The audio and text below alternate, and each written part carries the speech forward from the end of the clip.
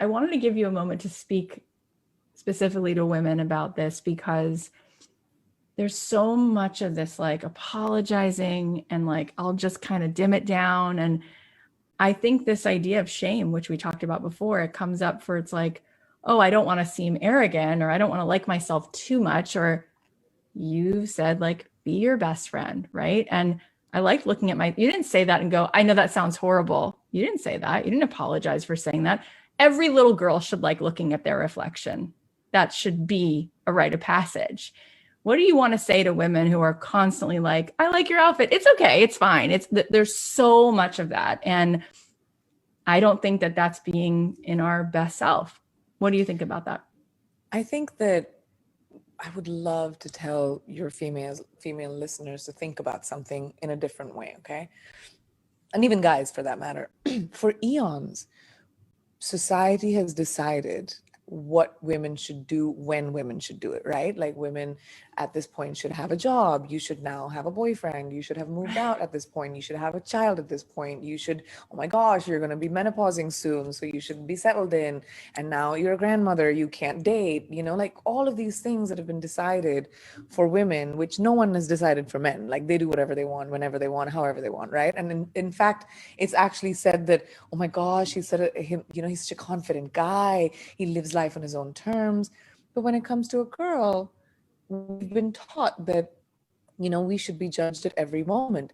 So much so, it's so deeply ingrained in our culture, in the world, that women do it to women too, and we don't realize it. And again, it's because there were so few opportunities for women, right? We were always told that you have to elbow out the other one to get the job, because the best one is going to get the job. The best girl is going to get the guy, because lo and behold, two girls couldn't get the guy.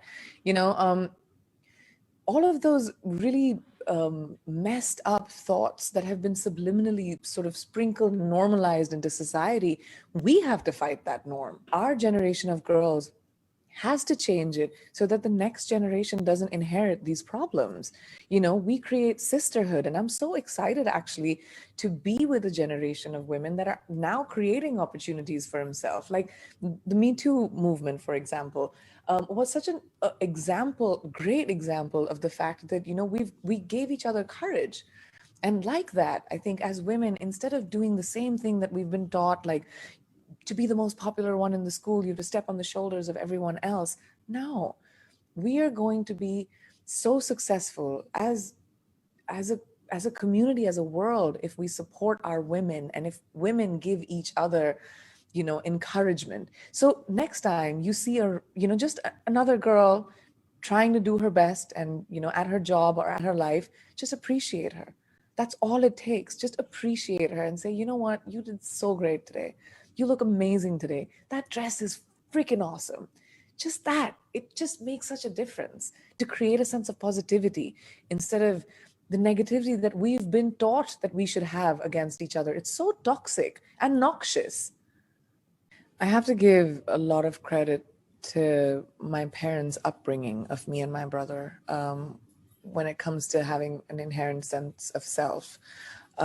Specifically with me, for some reason, for sure. I was a chatty Cathy. I loved having conversations. I loved people, and my parents never treated me like a kid. I was always in the middle of the room at the dinner parties, hanging out with everyone. But the one thing that my parents used to do, which was really interesting to me, was they always asked my opinion about things that they were talking about at these dinners or parties. It would be like, what do you think? I was 5 years old. Give them my opinion. Never laughed at, never shamed, I was encouraged to have an opinion, especially in a room that didn't agree with mine, and they kind of honed a sense of confidence in my voice, in my thoughts since I was a child. And I'm hoping to, be that kind of parent someday. I'm like that with my nieces and nephews.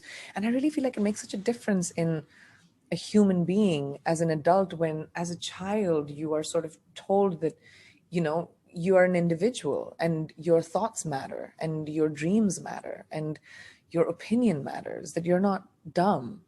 And that just, you grow up as someone who feels like I can take on anything.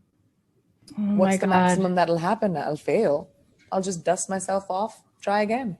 If you go to my page, you will see the 60K came from just above 300 followers. I just got 350 followers on Instagram. When you look around and you see all these influencers with 10,000, oh, I need the swipe up, I need this. I have, I think, a little over 1,500 followers on Facebook, and then I have 350 some followers on Instagram.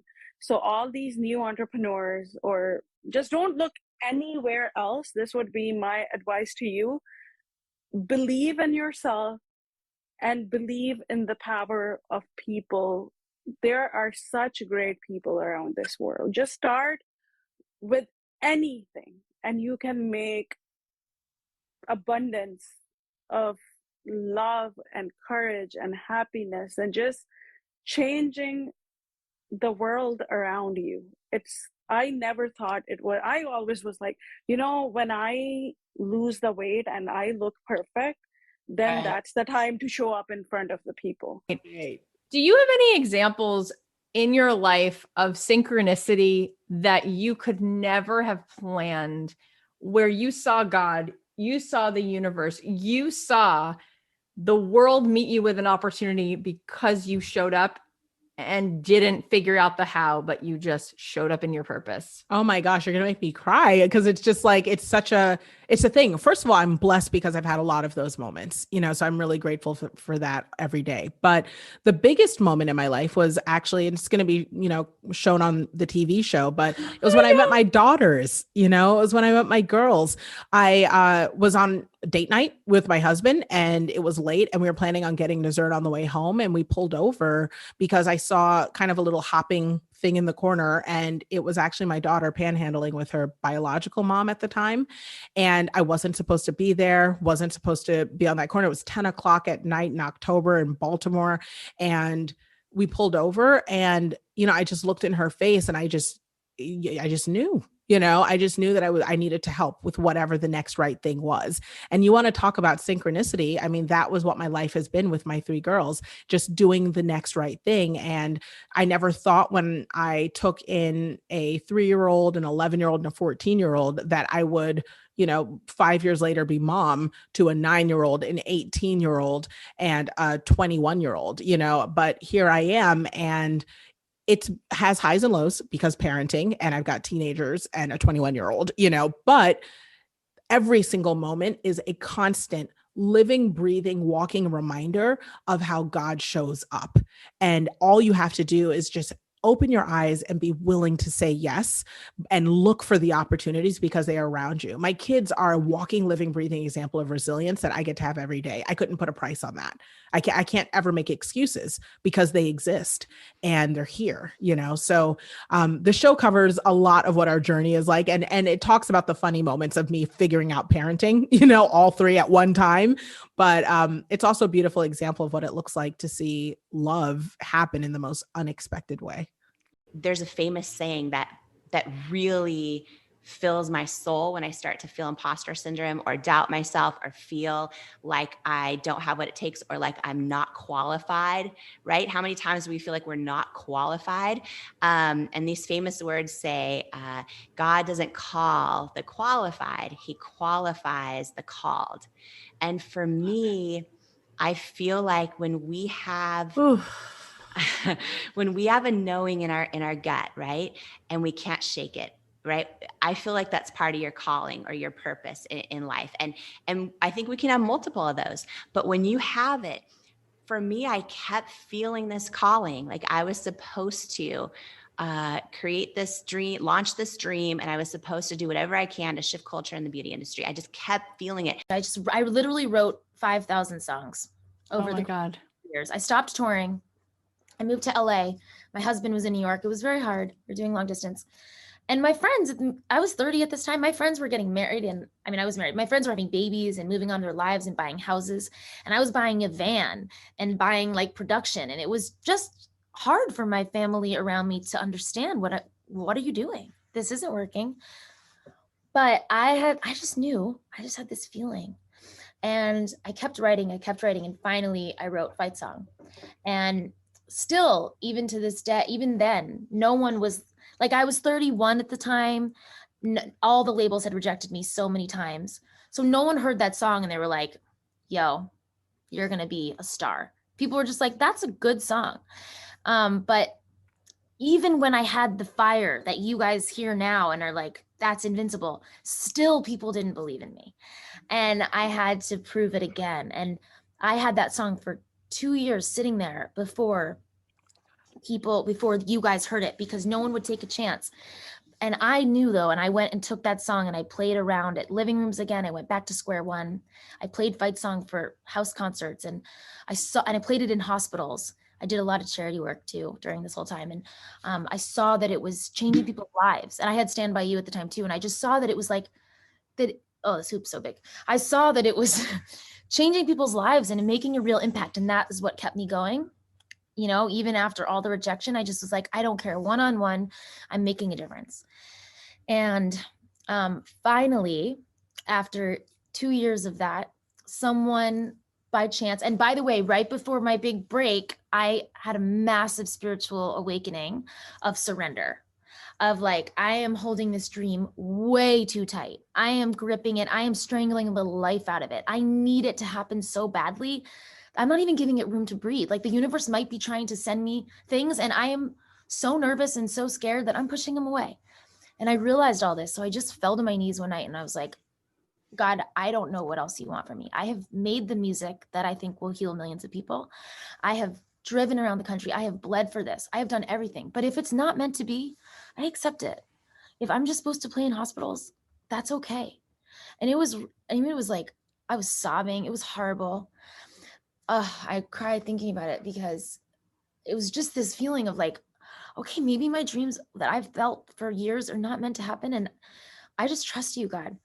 And I just put it in the universe's hands and God's hands. And I woke up the next morning and I was like, I'll never be so ego driven about this again. You know, if like, who am I to say that it's not enough to play in hospital rooms and heal people? Why does my ego need to be so much bigger? And sure enough, 2 weeks later, it got heard by a radio station in Baltimore. And the production manager of the station just was like, played it for his sister who had breast cancer, and she sobbed.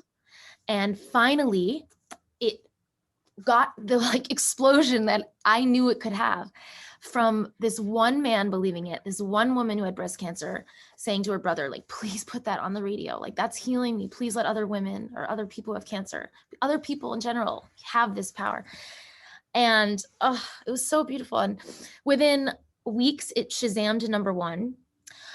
2 months after that, I was on stage at the Radio Disney Awards. 3 months after that, I was on stage with Taylor Swift. Everything changed. It was #1. It was a wild, wild ride. So that's the discovery story. Woo! I really firmly believe that every human being is intrinsically priceless in terms of their value.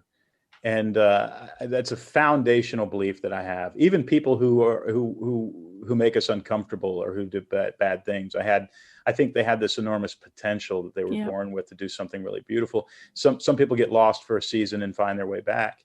And some people just get lost, period, and do some stuff they shouldn't be doing. But intrinsic value doesn't really come from us. You know, nobody sat me down before I was born and allowed me to create myself. Somebody else did that. So my value doesn't actually come from me. It comes from this miracle of a story that we're all living within. Like, when you got that part, where were you at? And then when were you like, okay, Scranton it's a thing? Like, when did that kind of hit you between the eyes? How soon did you know? To be really honest with you, I could make up a story, but the truth is, the part that I got before Dwight on The Office was a character named Arthur on 6 Feet Under. 6 Feet Under. Which Love was that. on HBO. Alan Ball. And that part, and I did 13 episodes of that show. That's the part that launched my career. And I remember I was driving down to Orange County with my wife to go see one of those Cirque du Soleil shows, only it's the one on horses, Falia or something like that, where they're like jumping around on horses. Mm-hmm. And my manager called and I was like, hey, I'm driving. And he's like, pull over. And I was like, really? He's like, pull over. and I pulled over on the side of the freeway in Orange County. And he's like, you got this part of Arthur, it's at least, 10 episodes to start. This is one of the hottest shows on HBO. He said, you don't understand. Your entire life is about to change. And that was the moment when I was just like, holy shit, like this is all. Yeah. This is everything that I've worked for is kind of launched with that role. And that was the role that got me Dwight. And so I hate to say it, I'm not being cocky. I kind of knew I was going to get Dwight. I had, who else could do that? Well, I just knew it was my part. I had met with the showrunner. I knew they really liked me. I kind of had some inside scoop. But I will say that show was almost canceled about 13 different times. So we knew we had something comedically very special, but we really, really, really did not know that we were going to make 100 episodes and go 9 years, and that it would have all these different lives on streaming services like Netflix, and a whole new generations of kids would discover it. So I'm so amazed and grateful at that. Something that Greg had told all the writers, which was, imagine the show is a parking lot, right? It's a giant parking lot that goes on as far as the eye can see, just endless concrete.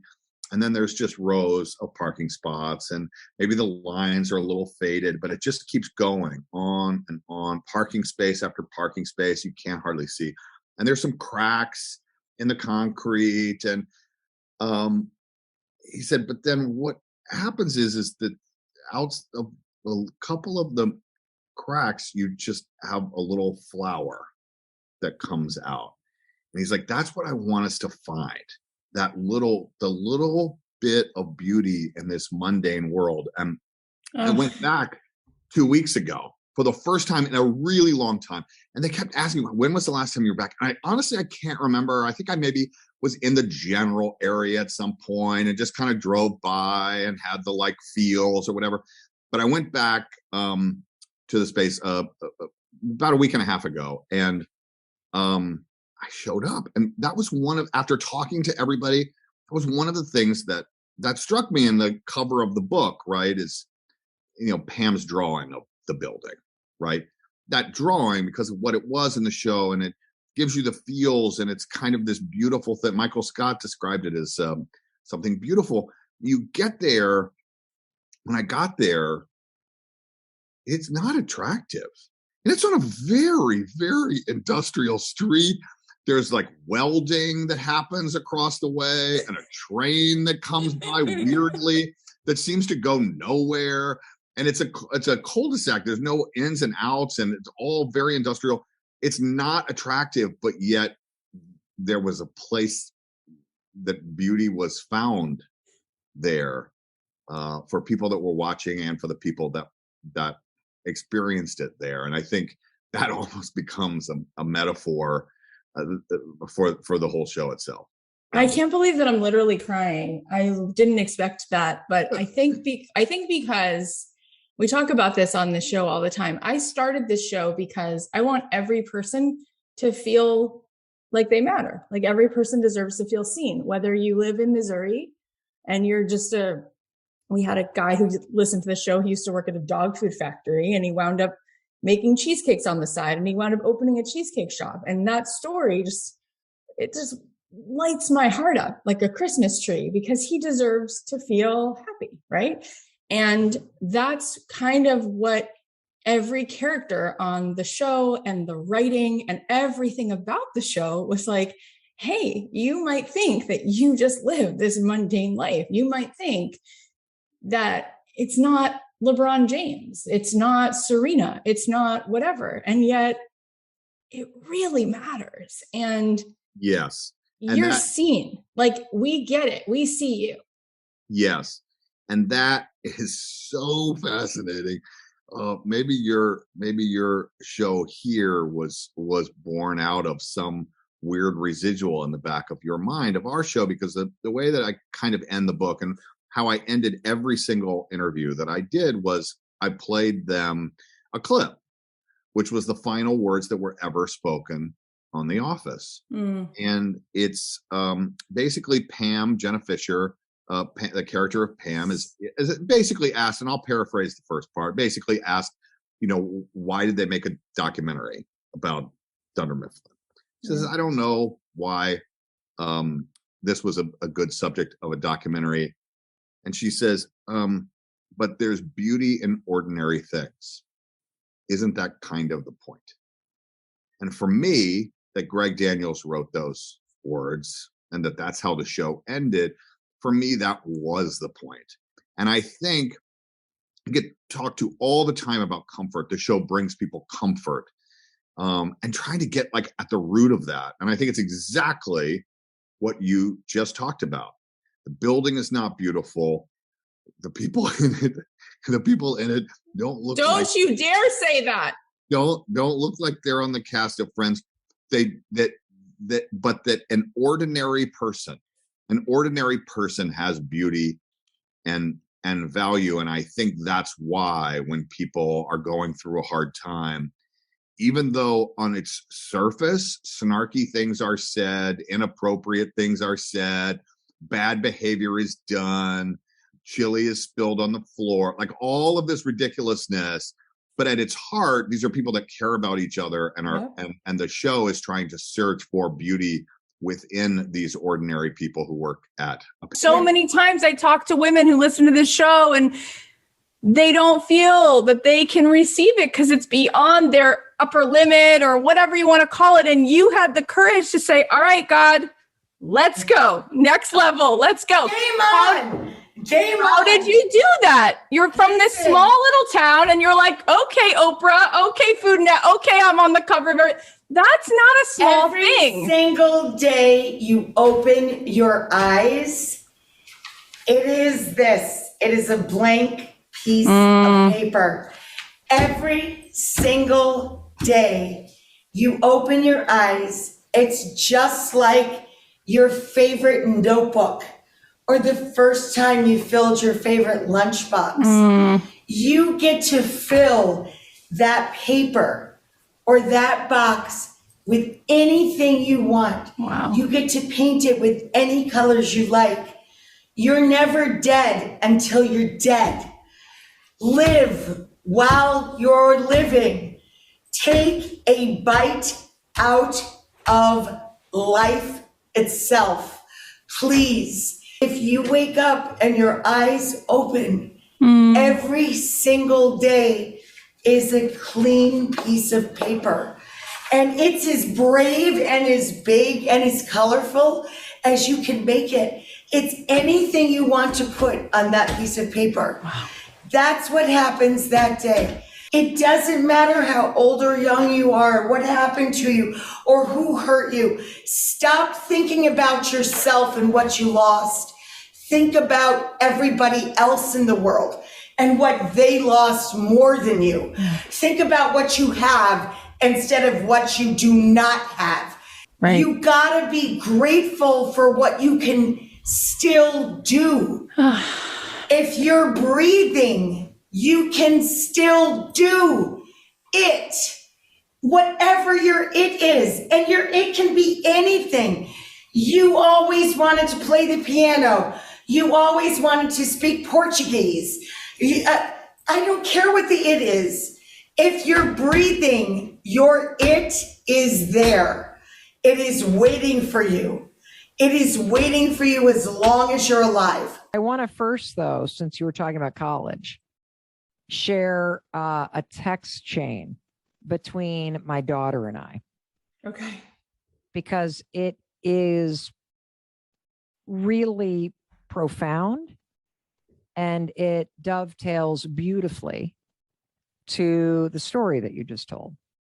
So we have a 21-year-old daughter who is a junior at the University of Southern California, and she's at the Thornton School of Music, and she's an artist. She's a vocalist and a singer-songwriter and a pop musician. And she texted me the other day, and she said, "Are you getting excited about your book? I can't wait to read it. I've been high-fiving myself in the mirror." And I said to her, "How's the high five working?" And she said, Well, I don't know what to say when I do it. Because sometimes I still look in the mirror and think, you're not as pretty as the rest of the girls. And I write, well, you don't need to say anything. The high five communicates it for you. And then she said, but what if I didn't accomplish anything? Like I didn't work out or I didn't write a song today. Should I still high five myself after my shower? And I said, yes. You got to keep showing up every day, trying to do a little better. And that alone makes you worthy of support and celebration. You see, we have the secret to life and happiness and motivation all backwards. You think you need to accomplish something to be worthy of a high five. She writes, wait, you mean the fact that I exist deserves a high five? I said, yes. And when you high five yourself for just standing there in front of the mirror, you are demonstrating that you see you and all your potential. You support you and you believe in you, and that no matter what happens today, you have got your own back. And then I said, what do you think about what I just wrote? And she said, I love it. It makes me feel great. And I said, can you explain why it makes you feel great? Because it might help me explain this to everybody else. And she wrote, well, what the high five shows you is that you don't actually know how much you're always doing. And I think that once you start high-fiving yourself every single morning, it almost allows you to be more present to everything you are doing. And it helps you recognize all those small victories. And when you compile those small victories, you can recognize all your accomplishments, big and small, and eventually come to believe that not only are you worth it, but you could do anything. I spent a week with Joe Dispenza a few months ago, and I heard him say at the end of the retreat, he said to us, you know, you want to know why God is hidden? Because he's inside of every one of us, and it's the last place we choose to look. And so that mystical, that portal is inside of us, and you continue to remind us of that. Thank you. Thank you. Linda and I were adopted by our Sioux brother into the Lakota tradition years ago, and they have so many tales. I love them. And one of them is the Creator had assembled all of creation, and he said, I want to hide something from the humans that they create. They are the creators of their world. What should I do? And the eagle said, give it to me.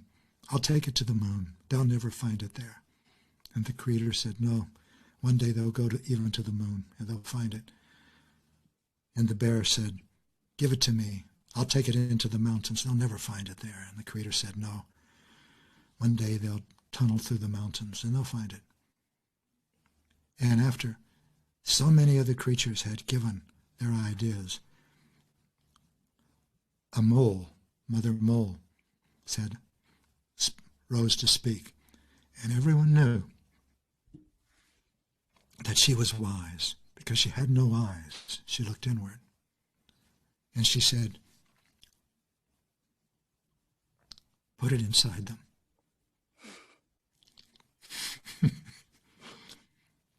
And the Creator said, oh, it is done.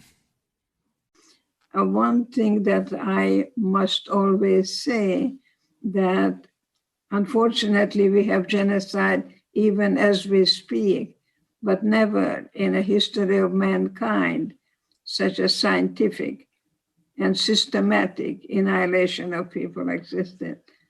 And that's why I am saying that, because 15 highly educated people were celebrating at the end of the day that now they can put 30,000 Jews into the oven.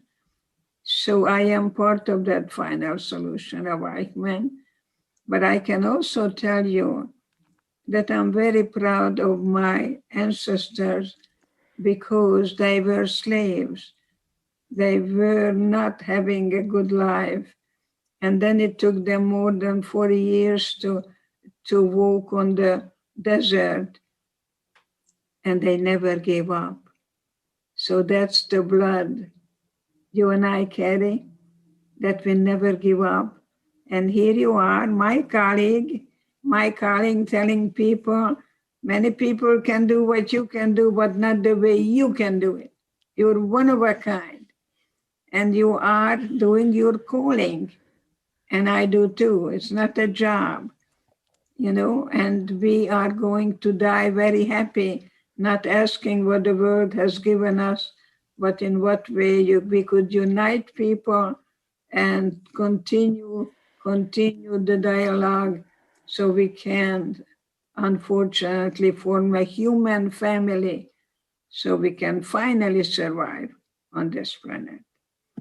So I welcome you. And you are so young. And so I want to give you a standing ovation and let you know that the more you suffer, the stronger you become. You've said the word God 8 times maybe already, maybe more. And I love my God. Me too. I love my God, is Tinkerbell, the free spirit.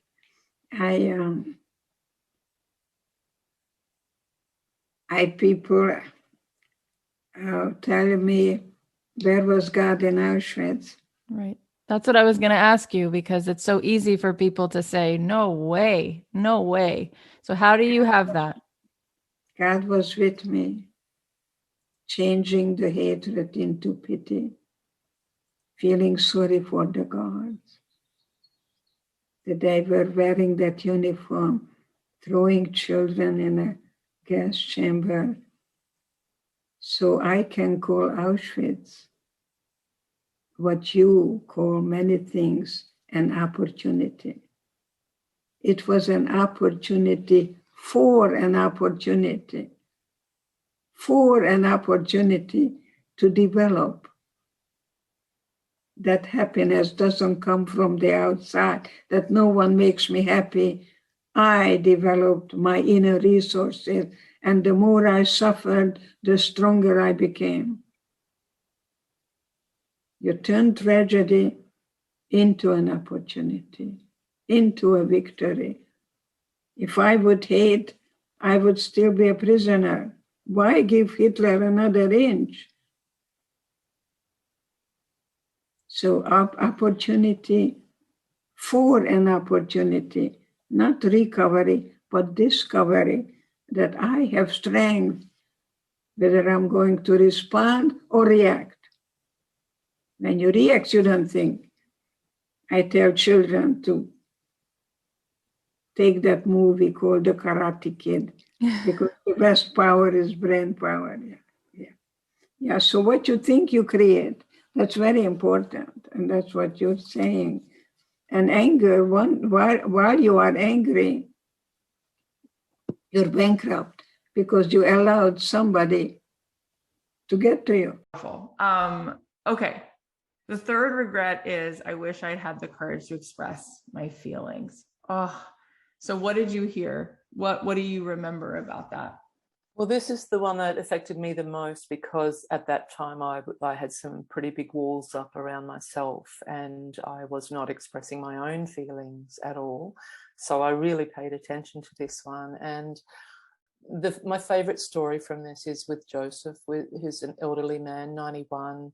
He was a Holocaust survivor. He'd worked all his life. And at the end, he was in tears. And with me, his family didn't want him to know he was dying.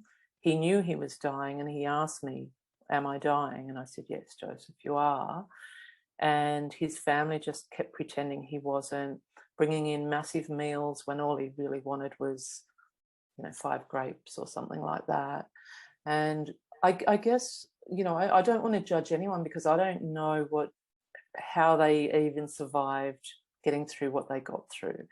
But in the end, he was in tears to me. I was giving a foot massage, which I used to do a lot with my patients. hand massages or foot massages or brush their hair if they had long hair or whatever. And he was in tears, and he just said, they don't know me. They don't even know me. And, you know, they don't know me at all. And I said, well, you know, maybe do you want me to bring them in here and let them join this conversation? Oh, no, it's too hard now. It's too late now. And I said, but, you know, I can open the conversation for you if you need. No, it's too late. And, you know, he's sobbing in my arms, this 91-year-old man who's been through all of that, and just felt that he couldn't express his feelings to his family, and he'd never been able to. He just, his love was a practical love of providing and looking after his children, teaching them very well about money, and, you know, so they'd always be safe and secure, which they were. But yeah, it was heartbreaking to have a 91-year-old man sobbing, saying, my family don't know me at all, and I don't know how to talk to them about that, and not wanting to, not having the courage to at that point, or the energy to as well. Yeah. I mean, it's amazing how many people are listening right now, how many people live on our streets, and they haven't said what they actually need to say to people they pass in the hallway in their own home every single day. People who, you know, or someone like a father or a mother they haven't spoken to, or someone they see every Christmas or Thanksgiving, or their boss or their child. And it's like the bandwidth that takes, you know, and the fact that you did this for years and you picked 5 things, and that this is one of the 5 means you heard this so often, you know. So the hope is that, and it's already happening over and over and over again, is that people who read your work and listen to you and follow you, hopefully they make that change, so that they're not sitting there in that moment the way Joseph was. Yeah, and it is freeing. I mean, I've worked through that now, and I'm really honest, and